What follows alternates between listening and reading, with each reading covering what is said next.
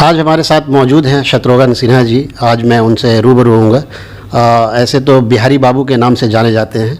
आइए मैं उनसे सीधे सवाल करता हूं कि सर, जो अभी विधानसभा चल रही है, तो इसके बारे में आप क्या बोलना चाहेंगे? आज तो गुजर गया दूसरा चरण, तो इसके बारे में आप क्या बोलना चाहेंगे? दूसरा चरण गुजर गया है और अगला चरण भी जो है जल्द ही गुजर जाएगा। लोगों में बहुत बेचैनी है, बहुत व्याकुलता है। एक यंग, जानदार, शानदार, दमदार और दबंग नेतृत्व जो भरकर सामने आ रहा है तेजस्वी यादव का, यूथ ब्रिगेड के साथ, यानी जितने सारे यंगर जनरेशन के, बहुत सारे यंगर जनरेशन के लोग आज सामने आए हैं, जिनमें एक हमारा बिहारी बाबू का बेटा, बिहार पुत्र लव सिन्हा भी, जो बांकीपुर से बिहार की जनता के आशीर्वाद से, बिहार परिवार के पूरे सहयोग और प्यार से बहुत ही ज़बरदस्त तरीके से उभर कर सामने आ रहा है। ये लोग सामने आ रहे हैं तेजस्वी यादव के कंधों को मजबूत करने के लिए, उसके कदमों में और गति पहुंचाने के लिए, तेज़ी लाने के लिए। और पूरा देश और विशेषकर हमारा बिहार प्रदेश इस वक्त बहुत ही बेसब्री से इंतज़ार कर रहा है इस परिवर्तन में घड़ी में, इस बदलाव में घड़ी में, नई सरकार के लिए, अच्छी सरकार के लिए और बेहतर बिहार के लिए, और वो भी हमारे तेजस्वी यादव और उनके यंगर जनरेशन यूथ ब्रिगेड के नेतृत्व में। 2020 का विधानसभा जो देखी जा रही है सर, जात पात से उठकर विकास का मुद्दा लेकर आए, इसके बारे में आप क्या बोलना चाहेंगे? ये तो बहुत अच्छी बात है। पहली बात तो मैं नहीं कह रहा हूं कि बिल्कुल 100% और पूरी तरह से लोग जात पात से ऊपर उठ जाएंगे। उठ जाएं तो बहुत ही अच्छी चीज़ है। कहते हैं ना कि जात पात या मजहब, या इससे पहले विकास से बड़ा कोई मजहब नहीं है, डेवलपमेंट से बड़ा कोई मजहब नहीं है। ये जो है, ये सामने डेवलपमेंट होगा, विकास होगा तो आप अपने परिवार का पेट पालन कर सकेंगे, सबको आगे बढ़ा सकेंगे, नौकरी दे पाएंगे अच्छे से, एजुकेशन दे पाएंगे अच्छे से। एक मानव मंदिर का निर्माण होगा। मैं कोई मंदिर मस्जिद की बात नहीं कर रहा हूँ, मैं बात कर रहा हूँ जो जिनको करना है वो अपना करें और कर रहे हैं। अच्छी बात है, हमारी शुभकामना उनके साथ। लेकिन हम कह रहे हैं कि हमारे लिए सबसे पहली प्राथमिकता है मानव मंदिर का निर्माण, यानी मानवता का निर्माण हो।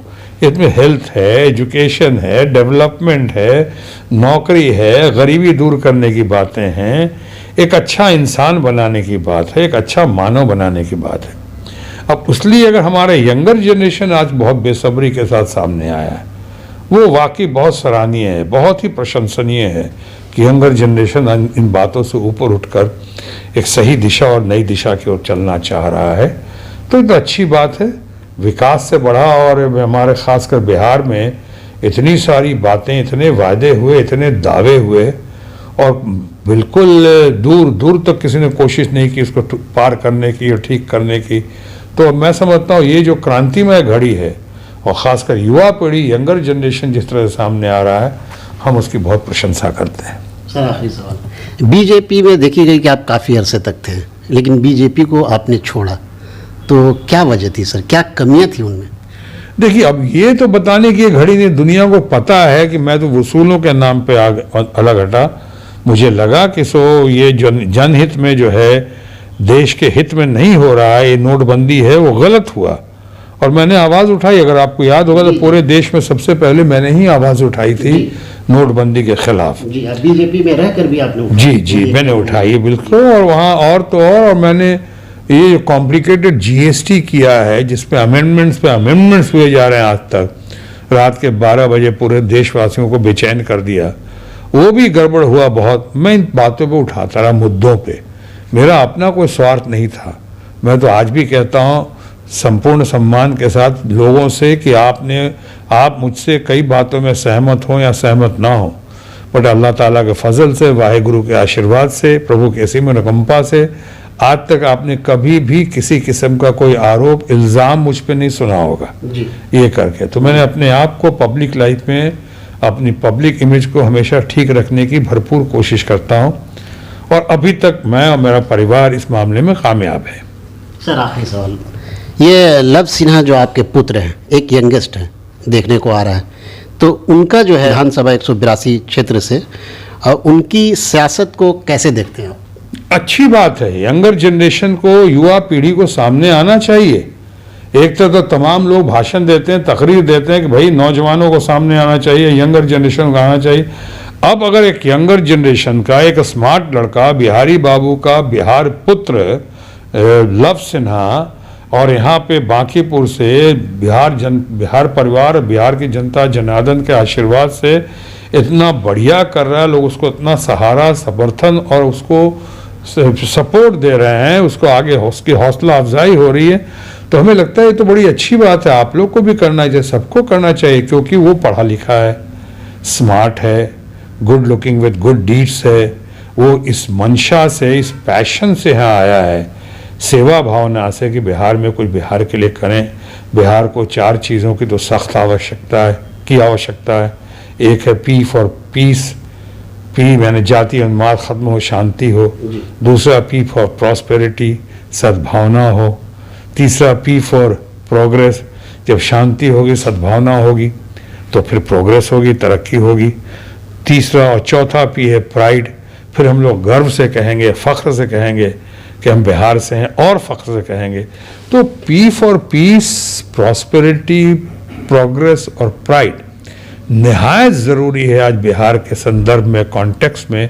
और उसी कॉन्टेक्स्ट में अगर लव सिन्हा सामने आए हैं, बिहारी बाबू का बेटा बिहार पुत्र लव सिन्हा सामने आए हैं, तो मैं समझता हूँ इसकी सराहना होनी चाहिए, प्रशंसा होनी चाहिए और उनकी हौसला अफजाई होनी चाहिए, क्योंकि उन्होंने भी अपने पिता की तरह बिहार की जनता के डिमांड पे और कांग्रेस पार्टी हमारी जो है उसके कमांड पे सामने आए हैं। लेकिन पिता की तरह उन्होंने भी अपने कैरियर की शुरुआत जो है ऑपोजिशन के जरिए ही की है, क्योंकि हमारा मानना है कि जीवन में अगर आगे बढ़ना है तो लोगों को ऑपोजिशन के जरिए आना चाहिए, ताकि आप बहुत कुछ गलतियां करते हैं, सुधारते हैं, सीखते हैं, धीरे धीरे आगे बढ़ते हैं। और साथ ही साथ जब राजनीति में आते हैं तो ये भी जानकर और मानकर आना चाहिए कि राजनीति से अगर सत्ता हासिल हो जाए तो सत्ता सेवा का माध्यम होना चाहिए, मेवा का माध्यम नहीं होना चाहिए, जैसा अक्सर लोग करते हैं। इसीलिए आपने देखा होगा आज तक कभी किसी किस्म का कोई आरोप, इल्ज़ाम, कोई भ्रष्टाचार का आरोप, कुछ भी आपने मेरे ऊपर, मेरे फैमिली के ऊपर आज तक नहीं सुना होगा। लव सिन्हा भी आपकी कसौटी पे बिल्कुल खरा उतरेंगे। जी, ये थे हमारे साथ शत्रुघ्न सिन्हा जी। और ये बात अधूरी हो जाती है कि बिहारी बाबू आज पटना में मौजूद हैं, राजधानी में, और ये हमेशा जो अपने जो पुराना मकान है वो कभी भूलते नहीं हैं, आते रहते हैं मुंबई से।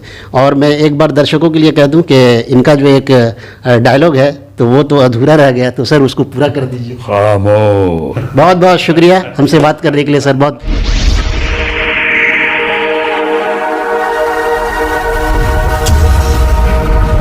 JKB न्यूज चुनाव यात्रा Bihar presented by National Minority Welfare Trust, Sufi humanity, Darua helpline society, humanity first educational and charitable trust.